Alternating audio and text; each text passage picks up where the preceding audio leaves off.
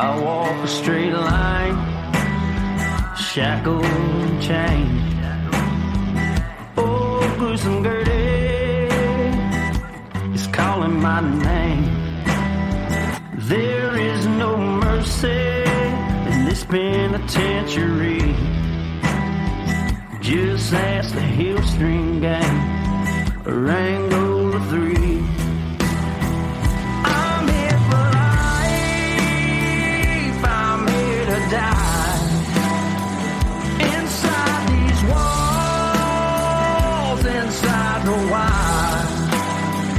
And when the wolf cries, I know it's over. Oh, bloody Angola. Oh, bloody Angola.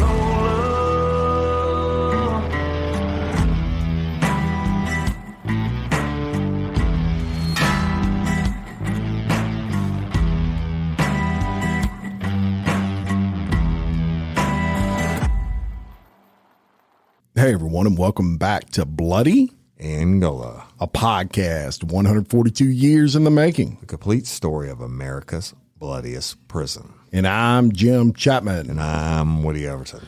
And we got some executions to talk about today, Woody Overton. Right. This is so interesting. Yeah. Last week we talked about people getting exonerated off of death row, and that's been a big hit. And we also talked about some of them deserve to be on death row. Yes. And get not to breathe anymore. Right. Again, so the state actually, it's state sanctioned homicide, the executions. And I think I told you this before on their death certificate, when it's cause of death, it says homicide. All right, and the first person we want to tell you about, and these are not necessarily in any particular order, y'all, is a guy by the name of Leslie Dale Martin. And Leslie Dale Martin was executed by lethal injection in Louisiana in May of 2002. Yep. So before we get into kind of his crime, I'm gonna tell you some interesting little side notes on him. His final meal was boiled crawfish stew, garden salad with Italian dressing, oatmeal cookies, and whole milk with chocolate syrup. That's crazy. I always like to hear what they choose for that, right? Yeah, and in his final words, he actually declined a final statement. So he did not have any final words. Nothing to say. Horrible guy. Let me tell you about him. On June 20th of 1991, Martin and Michael Rowland went to the 12th Street Lounge in Lake Charles about 11 p.m. After playing pool and drinking beer for about 2 hours, the victim, who was a college student and part-time employee at a pizza outlet, also went to the lounge between 11 p.m. and midnight with some of her friends. Right. Martin and the victim met through Rowland, who had known the victim previously. Now, during the evening, the victim danced with Martin while each shared drinks and companionships with other friends at the lounge. And about 1:30 a.m. the next morning, after Rowland and most of the victim's friends had left the lounge, the victim asked Martin for a ride home, and Martin agreed. No one ever saw the victim alive again. About 7:30 a.m., Martin visited Leo Gumbellet, his carpentry supervisor, on a recent job, and stated he had met a blind college student the night before and left the lounge with her and woke up on Galveston Beach, not knowing where he was. Martin's clothes were dirty, and he pointed to vomit in his ashtray, stating, "I guess that bitch threw up in my truck." When Martin returned to his aunt's home, where he was residing at the time, he was wearing different pants than he wore at the time he left the previous evening. He had no shirt or shoes. He washed his clothes and his truck seat cover, telling his aunt they got muddy when he engaged in mudslinging with Rowland. Martin also had scratches on his chest and back, a bite mark on his shoulder, a tear under his tongue. He told his cousin he had fought with a country boy in the lounge. Yeah, he fought all right. The same morning, Martin told Huey Rushing that he thought he may have killed someone the previous evening and asked Rushing to provide him with an alibi, saying he had spent the night at Rushing's home. Rushing refused, and Martin told him that on the way back to Lake Charles, the woman threatened to report him for rape. Martin talked about a shed in Iowa, a town in Calcasieu Parish, and related that he had put a rope around the girl's neck, choked her, cut her throat, dug her eyes out, Right. and jumped up and down on a wooden board placed across her neck. In response to a question, Martin asserted that he did not want to be turned in for rape again. In 1984, y'all, Martin had raped his own 14-year-old sister at knife point. You want to go back to prison. While their mother was in the hospital. He was sentenced to 10 years for sexual battery, but served only 5. Rushing related Martin's story to his girlfriend, but they deemed it unreal until Rushing heard 9 days later that a girl was missing after leaving the 12th Street Lounge. Rushing reported the story to police, who found the victim's decomposing body in a search of sheds in the Iowa area. The police found a rope around her neck and a wooden board nearby which contained human blood. The police obtained a warrant and arrested the victim. So that is why this guy ended up on death row. Right. I mean, he cut out the eyes actually after she was dead. But they said he told somebody later on he did that he said she could never identify me. She didn't have her eyes. Wow. And he jumped up and down on her neck with a board. Basically almost decapitated her. Yeah. Disgusting. And like I said, some people don't deserve to read. And his whole deal was he didn't want to go back he actually ended up raping her is what I believe, but he didn't want to go back to prison. In 2002, the Baton Rouge Advocate reported on that execution, and it said condemned killer Leslie Dale Martin went to his death Friday night for the rape and murder of 19-year-old McNeese State University co-ed. Before facing the executioner's needles, Martin offered no public apology for the slaying. Imagine that. Louisiana State Penitentiary Warden Burl Kane said he was pronounced dead at 8:16 p.m. He was 35. And we're not going to get into, all the crimes I just told you about. But Woody, to me, it's a situation where, where this guy had absolutely no remorse for what he did, which was evident in the fact that he didn't say anything. But, even when he was on death row, people ask about people escaping from prison. In November of 1999, Martin and 3 other condemned inmates rocked Angola when they escaped from their cells in the building that houses Louisiana's death row. After officers found them missing, the chase team got involved. And a bloodhound tracked them to a swampy area of the prison grounds near the Mississippi River. Now, Kane blamed the security lapse on a guard who accepted a bribe to smuggle hacksaw blades to the inmates, and inattention by other officers who should have noticed the men cutting their cell doors in a window during a 2 or 3 week period. Yeah, death row, you got one job. Yeah. Right? Yeah. As a correctional officer. No one was prosecuted because of that incident, however.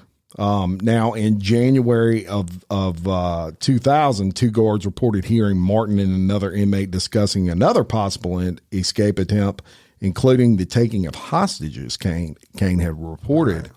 He immediately ordered Martin's transfer to the death chamber holding cell at Camp F, which is several miles from the death row building at the prison's front gate. In the back. This guy was not a good guy. Right. Death row is by the front gate. The death house is way, way back in the middle of 18,000 acres. In hell of jail, right? He's a was a horrible human being. So I'm going to take you to the next one, y'all. And this guy, I can't tell you how many hours I spent talking to him. I can see his face right now.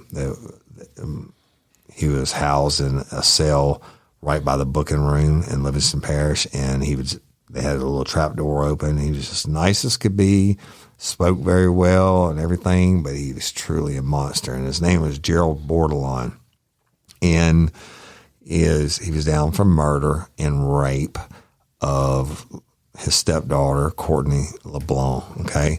And he murdered her on November 15th of 2002.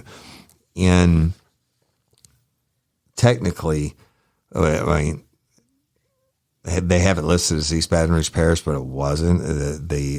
Her body was found on the East Baton Rouge Parish side of the Amy River, and she was naked except for a pair of shorts and one shoe. But he ended up confessing that he killed her in the LP. Earlier life, Bordelon was sentenced to 10 years in prison after pleading guilty in 1982 to sexual battery, and he was sentenced to 20 years in prison for his 1990 conviction for forcible rape and 2 counts of aggravated crime against nature.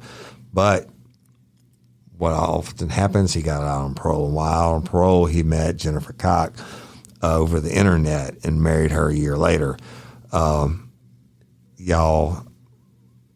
They had lived in Mississippi, and the Mississippi child welfare people came and told Koch, hey, he's a convicted sex offender, and instead of doing anything to the positive as a mom, she moved into Livingston Parish. But I'm going to kind of skip around a little bit, but I can tell you the story.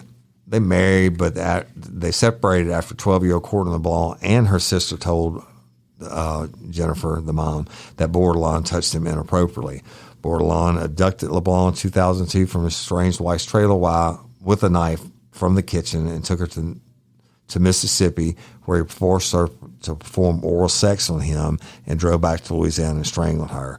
When LeBlanc's body was found 11 days later, she was wearing only a pair of shorts and one tennis shoe. Bordelon led police to her body in a wooded area by the Amy River in Livingston Parish, about 20 miles from Baton Rouge. State Supreme Court opinion upholding Bordelon's right to waive all appeals says Bordelon had a diagnostic profile of sexual sadism, and he told psychiatrists his crimes involved an escalating pattern of violence. And he also told him that if he ever got out, he's going to do it again. But Koch, Courtney's mama, was later convicted of child abuse by a Mississippi jury for failing to keep Bordelon away from her children, and she received a suspended 5-year sentence. But what they don't tell you in here is the judge made her every year on Courtney's birthday, he made Jennifer, the mom, write a letter to Courtney apologizing for not keeping the monster away from him. So he goes to Angola. Actually, he was the last person executed in the state of Louisiana to this date. And his final meal was fried sakale, and for you Yankees, that would be crappies or white bass, crawfish etouffee, a peanut butter and jelly sandwich, and cookies.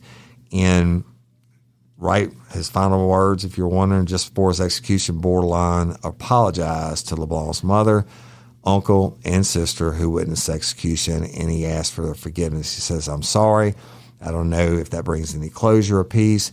It should have never happened, but it did, and I'm sorry," he said, choking up and halting to collect himself.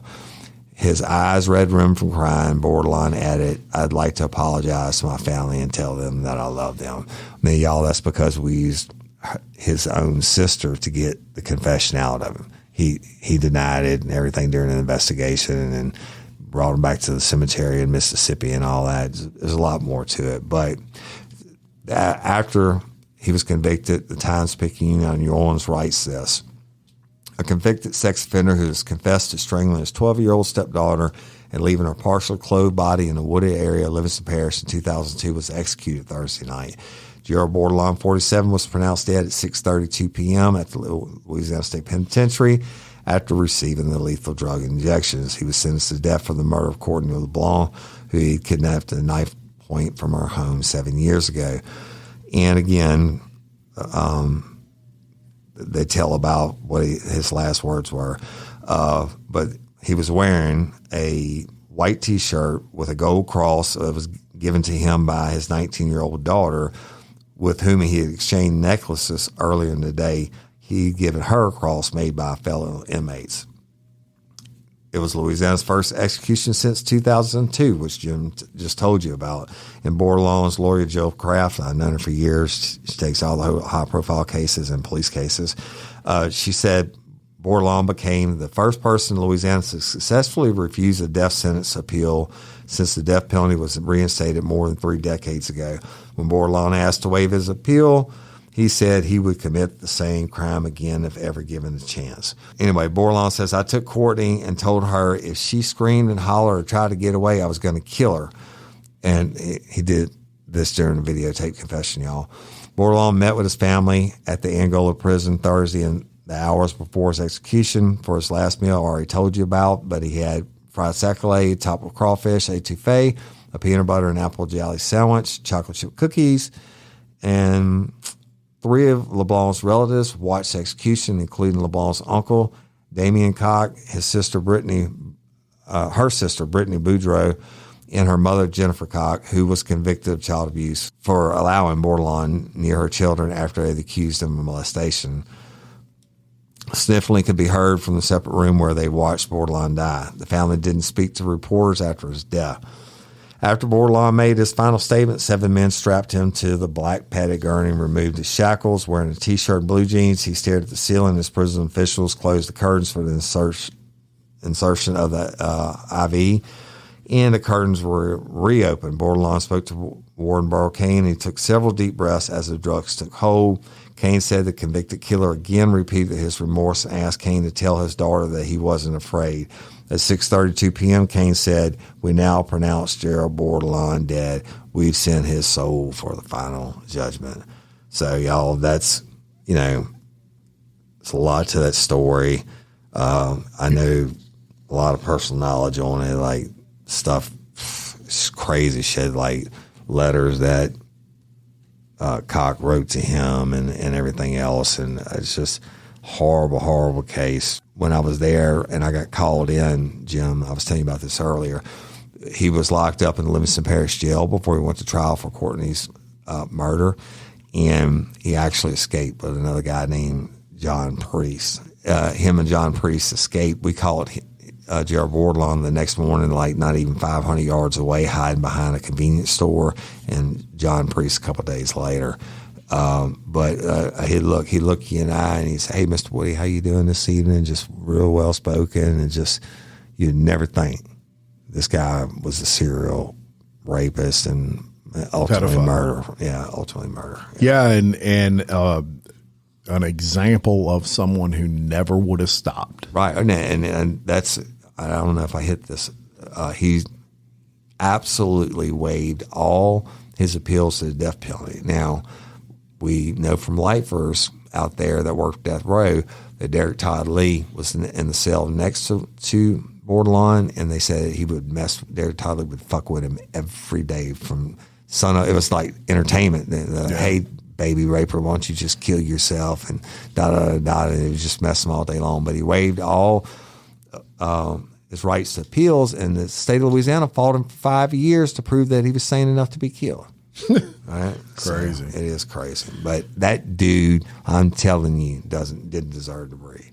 Woody, it's springtime, and if there's one advantage to being behind the wire at Bloody Angola in the spring, it's the access to fresh food grown right there on site at the largest maximum security prison in America. Yeah, but Jimmy, you don't have to get sentenced to life in prison this spring to enjoy healthy, fresh food.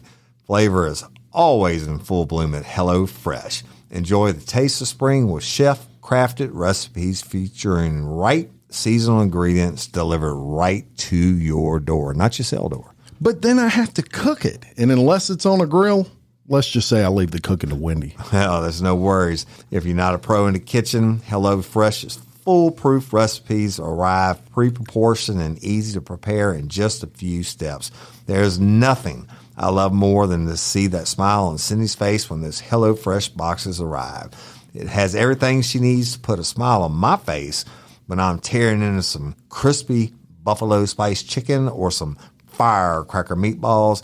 And with the time she saves, she can get back to the business of real life, real crime. Go to HelloFresh.com/BloodyAngola16 for 16 free meals plus free shipping. That's HelloFresh.com/BloodyAngola16 for 16 free meals plus free shipping. HelloFresh is America's #1 meal kit.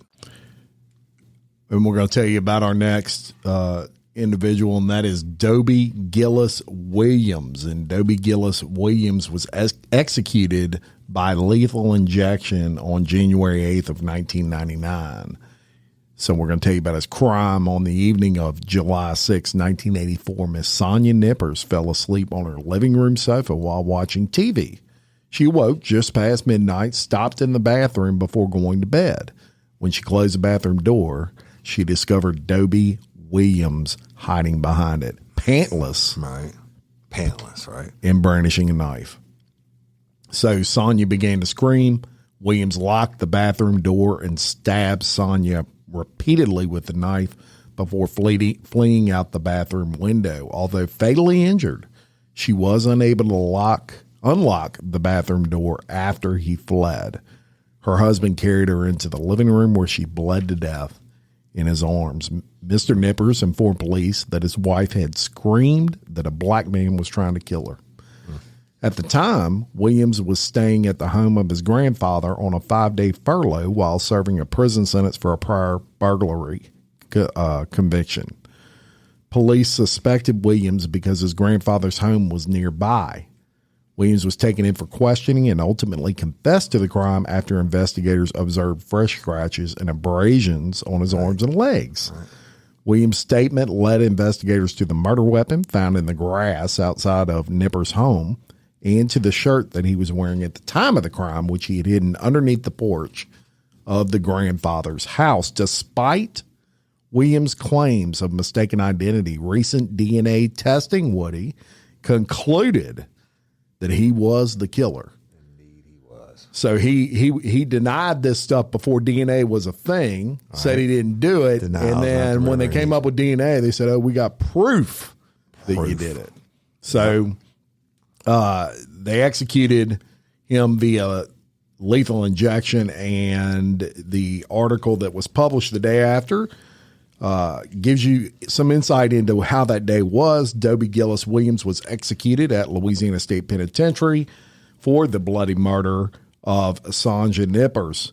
I just want to say I don't have any hard feelings against anybody, he said calmly in a final statement. How nice of him not to have hard feelings. Yeah. Wow. God bless y'all. God bless. The time of death was announced at 6:48 p.m. Williams, 38, had avoided 11 execution dates in the past, including 2 which were canceled earlier this year, which was the year he was executed, for the last-minute appeals. Warden Burl Kane talked quietly with Williams for 2 minutes as the lethal solution was being injected in his arm and neck. Williams could not hear what they said, but Kane later expressed that Williams felt sorry for putting people through so much anguish, although he never admitted, even with DNA evidence, to killing Miss Nippers. At the end of the conversation, Williams lifted his head slightly and smiled. The warden put his hand under Williams' head, eased it back on the gurney. 2 or 3 minutes later, Williams stopped moving. Among the witnesses was a spiritual advisor, Sister Helen Prejean. She held a cross and prayed as the execution took place. Williams wore a silver cross on a chain around his neck. Other witnesses included Miss Nippers' husband, Herbert, her son, who was 12 at the time of the killing. They left the prison without talking. And that was pretty much the end of Mr.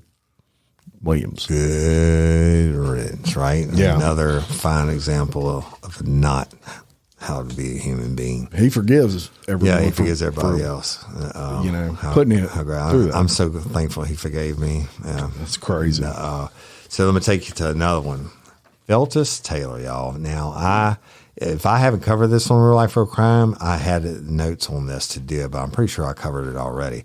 But this is a craziness.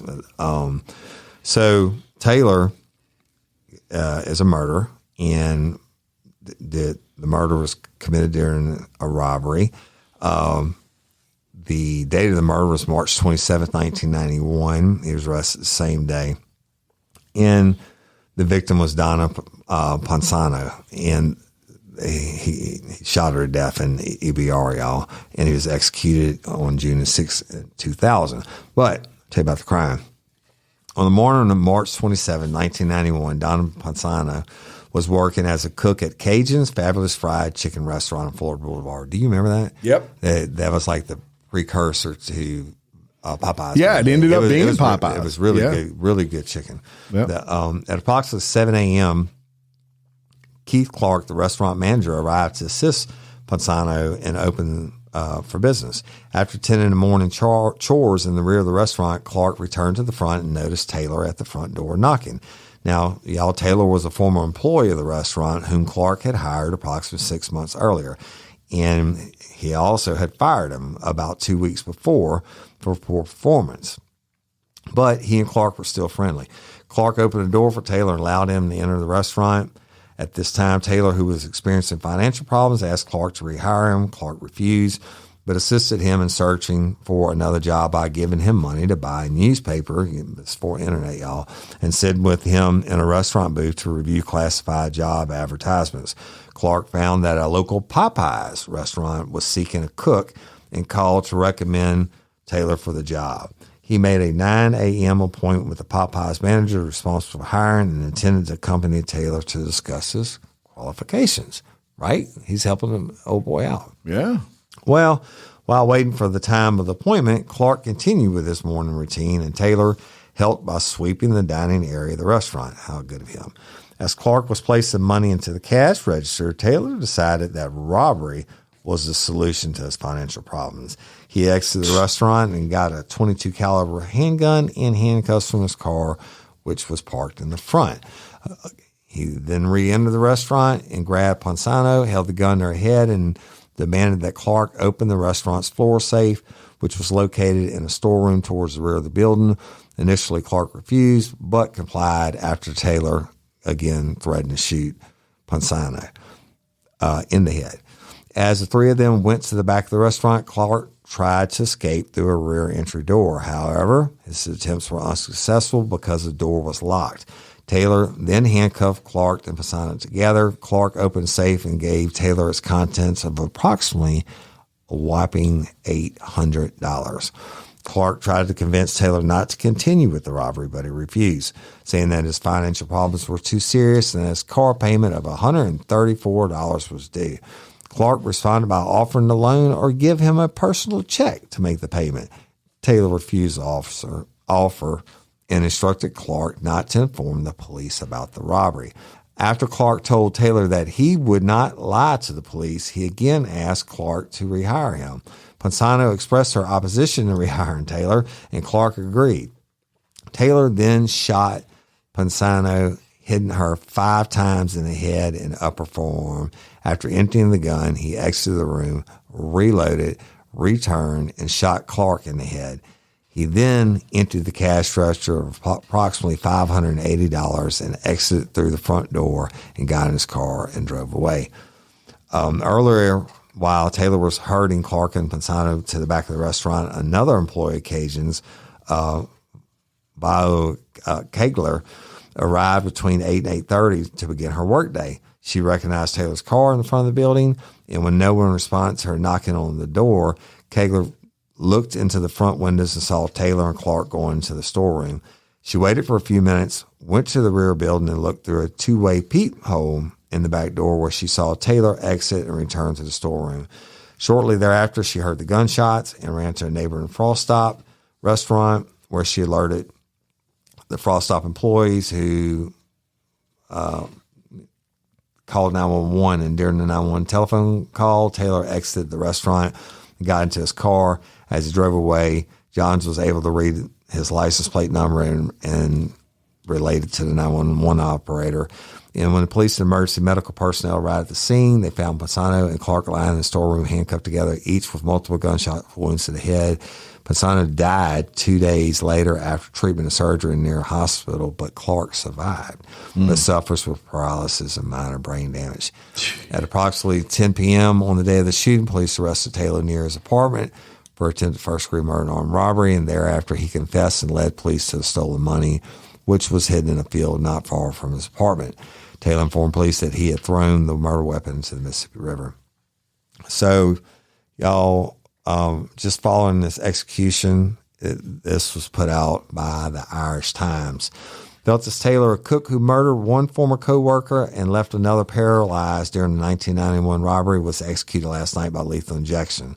A last-ditch appeal in the state district court was rejected yesterday afternoon, and the U.S. Supreme Court refused to block the execution on Monday.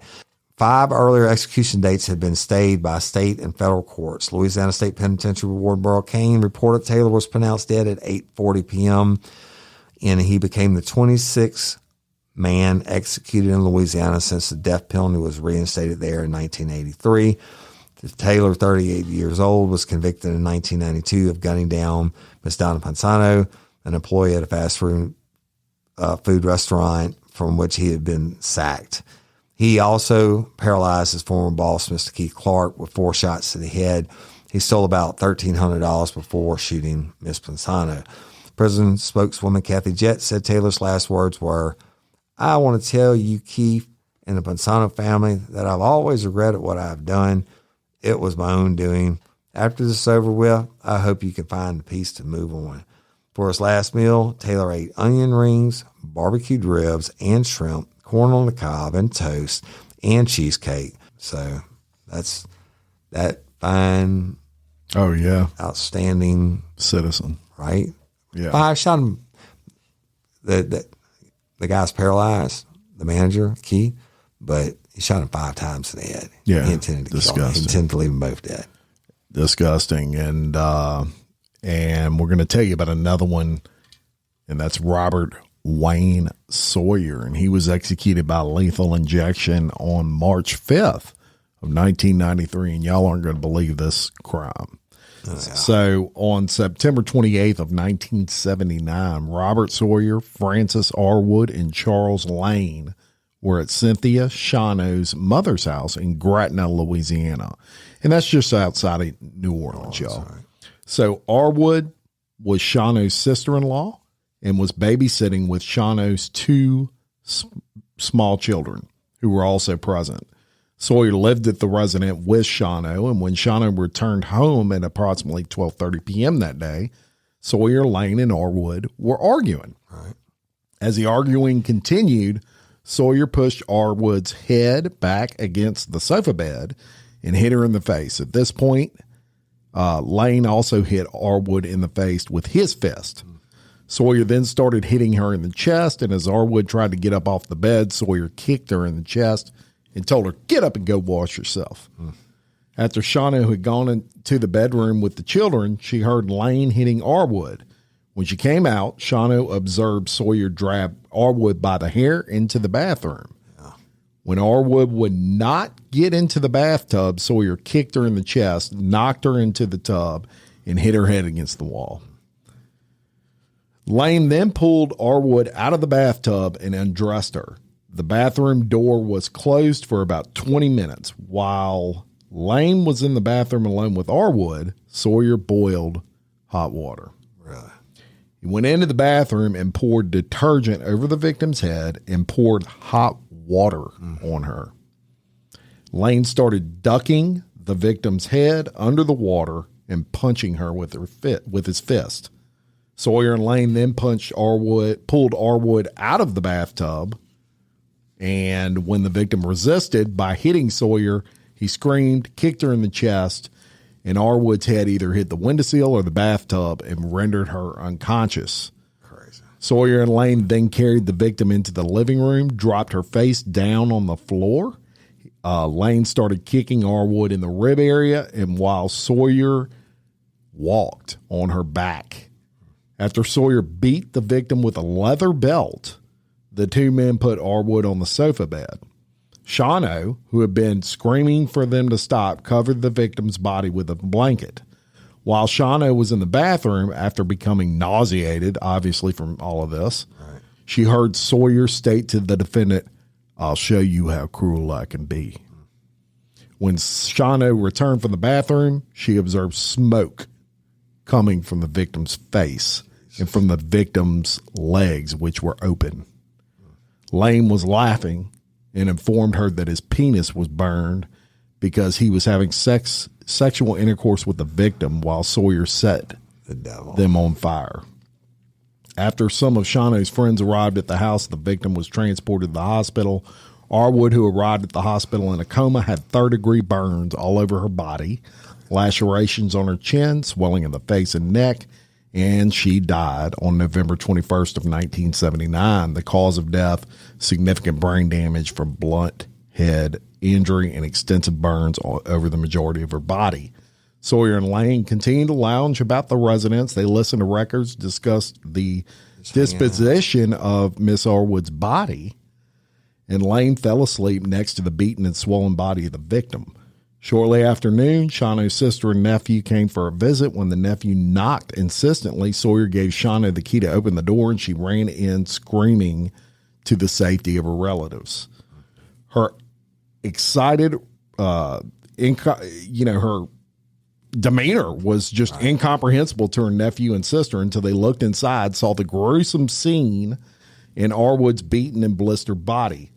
They also saw Sawyer sitting on the bed with his feet propped up on the edge of the couch. In the meantime, Shawnee called for police and emergency units, and when the authorities arrived, they arrested Lane, Sawyer, and rushed Arwood to the hospital. So one of the most horrible crimes I've read about. Right. Obviously, they were sentenced and convicted. Now, the interesting thing was Lane was tried first, and he was sentenced to life in prison. Sawyer was convicted by a unanimous jury, which then proceeded to give him death. And on March 5th of 1993, he was executed by lethal injection at Louisiana State Penitentiary in Angola. His final statements, you may be curious. Can't wait to hear this one. Yeah. What did he say? His final statements was as follows. I would like to tell all young kids who might read this that drinking and hanging with the wrong people will get you where I am right now. I hope that nobody else has to go through what I have gone through. It's always about them, isn't it, Woody Overton? And not about the kill. No. Victims, huh? No, you notice that, y'all? It's always about them. I hope nobody else has to go through what I have gone through. Boy, you got some balls. Especially young kids. I'm sorry for any hurt and pain that they say I've caused.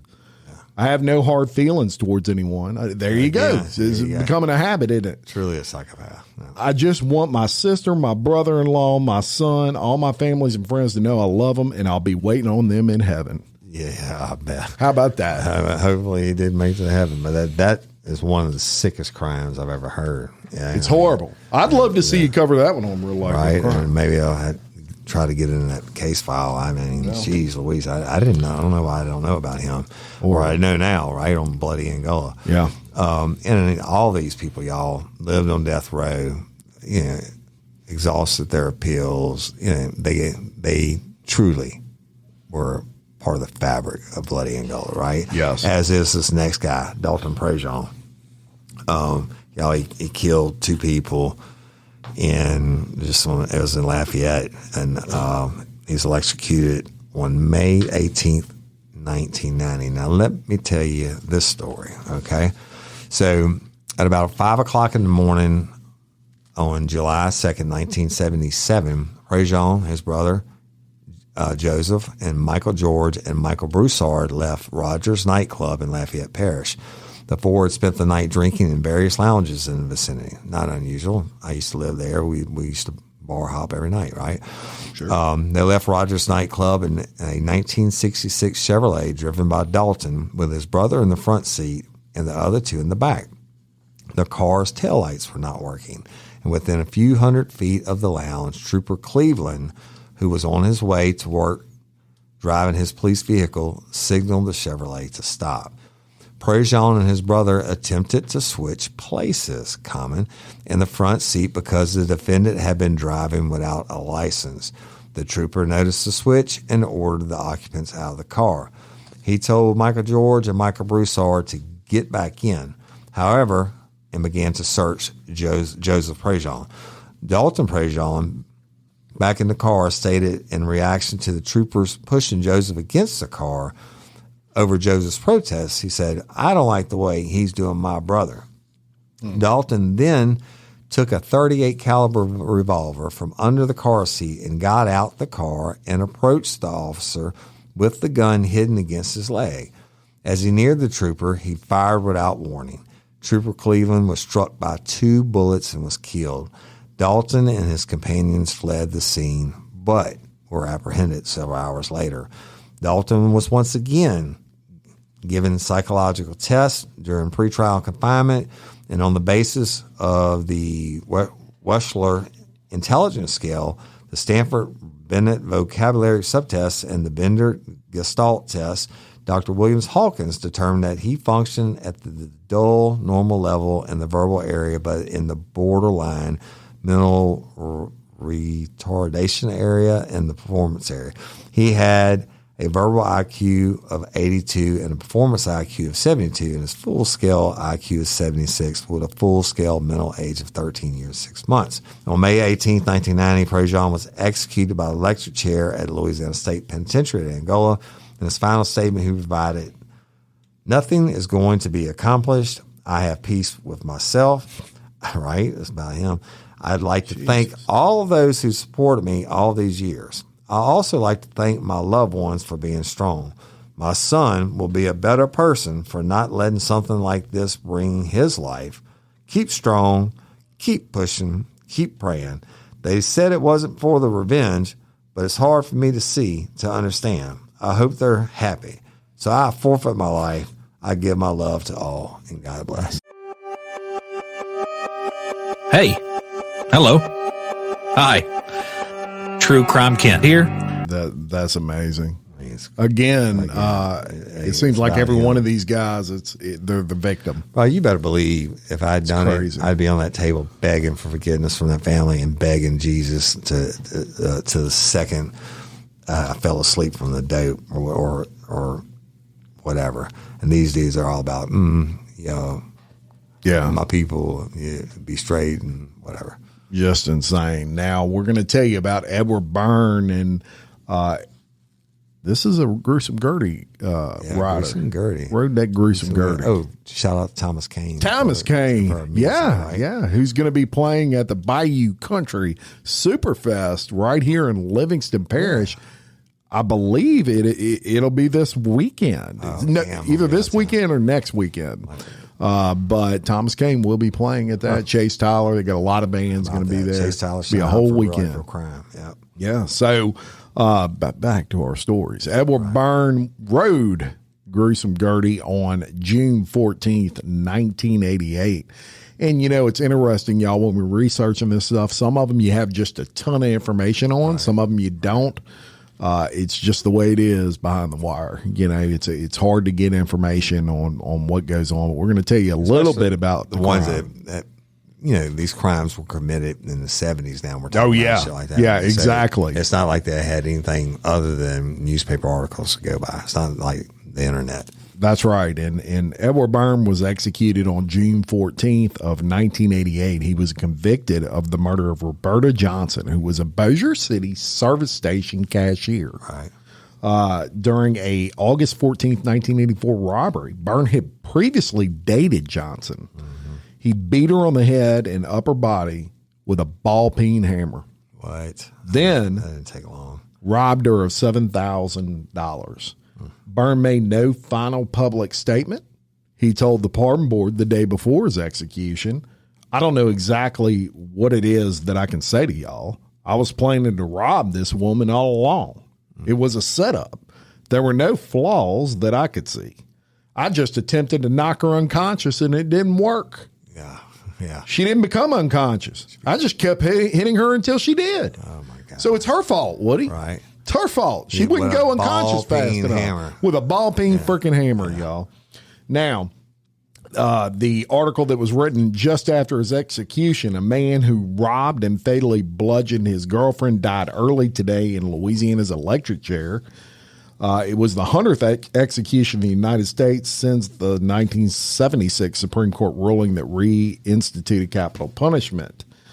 The 28-year-old killer was executed at Louisiana State Penitentiary for the August 1984 hammer slaying of Roberta Johnson, who was 25, and he admitted to the crime. So Mr. Byrne clad blue jeans and a T-shirt, and he claimed that, as we just told you, he never intended to kill the victim. He just wanted to knock her unconscious. He said he was planning to rob her, and that was it. So Since his arrest, Mr. Byrne did admit that he started dating Miss Johnson because he knew she handled large sums of money at the service station where she worked, but he insisted that, again, he never meant to kill her. So he had the pleasure of riding gruesome Gertie. And again, another guy who denies, that he has any responsibility in this. It was her fault. Her fault because she had a lot of money, and I just want to knock her out. Yeah. And y'all, I'm gonna do one more, and this is just crazy. We'll continue these stories again at another point because these are all just mind blowing, right? I'm gonna tell you about Thomas Lee Ward. Thomas Lee Ward was an American murderer. He was tried, convicted, and executed by lethal injection in Louisiana for the murder of his stepfather-in-law, John Spencer. So on the night of June 22nd, 1983, Ward claims he arrived in New Orleans from California by bus. He went to the residence of Lydia and John Spencer, the mother and stepfather of his wife. Ward's wife and children were also staying at the house. Ward was allowed in the house to visit his children. He asked and was allowed to bathe and freshen up. Ward learned that his wife had begun receiving welfare and the family was having some trouble with one of the daughters. Ward later claimed that this upset him, but rather than saying or doing anything rash, he just left the house. He then went to a local bar where he drank vodka and beer and hit up with cocaine, right? Ward returned to the house at approximately 5:30 a.m. Now, that's a long time at the bar. Yeah. And asking to see his children one last time. After visiting with the children, he gave his wife his address and phone number in New York, then went into the bedroom of his wife's mother and stepfather. He pulled out a gun, pointed at John Spencer, and said, "I'm sorry, John, I have to kill you." He then shot. At least he apologized first. Right. He then shot Spencer once at close range. As Lydia Spencer reached for her husband, Ward shot her in the stomach. When she turned around, he shot her in the back. Lydia Spencer ran for the door, trying to get out of the house. Ward followed her, striking her with 3 more shots. Linda Ward and her brother, Ernest Scott, heard the shooting and ran from the house to get help from neighbors. When the police arrived, Ward walked up to the police officers on the guys to turn himself in. The police did not seize Ward at first, and not yet knowing that he was the alleged murderer. Ward claims the police shoot him away because he was drunk. After further investigation at the scene, the police realized who Ward was and arrested him. So go to the trial. Ward was indicted by the Orleans Parish Grand Jury with first-degree murder. And on August 15, 1984, the jury at Ward's trial found him guilty as charged. After a sentencing hearing in which Ward testified, the jury unanimously recommended a sentence of death. So Ward was executed by lethal injection at Bloody Angola on March 16, 1995. He declined to make a final statement, but dictated to his attorney that I am leaving the world at peace with myself and with the Almighty. I feel remorse for the things that I did. I hope that young people today will learn from the violence that violence is not an answer. I hope the legal system learns that lesson too. The death penalty is not a solution. Of course not. Right?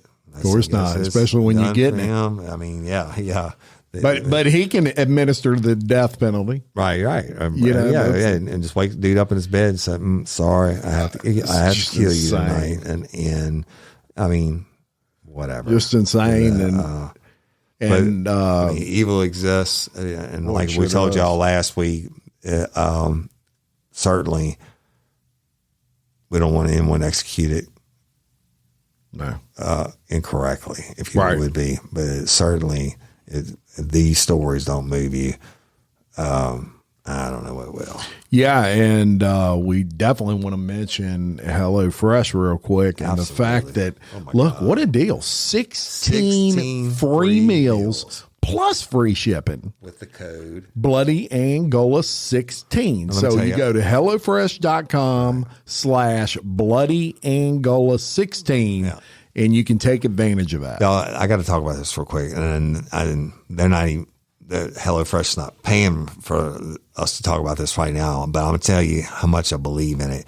I hate to go to the grocery store. I had to do it on Mother's Day, right? Because I was cooking. Other than that, I'm ordering HelloFresh because everything is like restaurant chef meals. And it comes with the easy read card. All the ingredients. In like 30 minutes, all the ingredients. Like I had pork steaks the other night with this pasta and sauces and all this stuff that's put together by professionals. And shit is cheap. Yeah. And when you put the ones I order for 4 people, right? The meals. When you put that price against what it takes you, the time going to the grocery store, getting something wrong, with the price of everything in the grocery store nowadays, or ordering out. Yeah. Shit, it's the same thing. And now, if you don't believe me, you use our code, get 16 free meals. Go plus free shipping. Plus free. That's right. Plus free shipping. Y'all, I love when those boxes show up at my door. Oh, yeah. I know I'm Cindy too. Eating like a king that night. So. Yeah, definitely. So check that out. We want to thank all our team members from our patron. Right. Could not, we say it every episode. We couldn't do any of this without all of you. Y'all didn't listen to our HelloFresh commercial because you get the commercial free early releases. But we want to thank you anyway. And y'all should need to check out HelloFresh because the deal is 16 free meals. And they're legit meals, man. They're legit. Real. So check that out. If you have one thing I did want to mention, if you have any cases that you want us to check out and that are Bloody Angola related, send them to us. Or if you work there, we still got to do a tour. We got to do a tour. That's right. And if you're listening and you're over the tours, reach out to us because I always forget. Yes. There's shit going on. And we want to say to our favorite Angola warden, Burrow Kane. We want to have you on the show. So we'd love to have you on and discuss your time and all the great things you did at Louisiana State Penitentiary. So reach out to us, please, sir. He's got the stories forever. That's right. And we love and appreciate each and every one of y'all. Bloody Angola has risen to the top of the charts. It's because of y'all. And please keep telling everybody else about us and liking and sharing and all that good stuff. And we love and appreciate you. That's right. Until next time, I'm Jim Chapman. And I'm Woody Overton, your host of Bloody Angola, a podcast 142 years in the making. The complete story of America's bloodiest prison. Peace.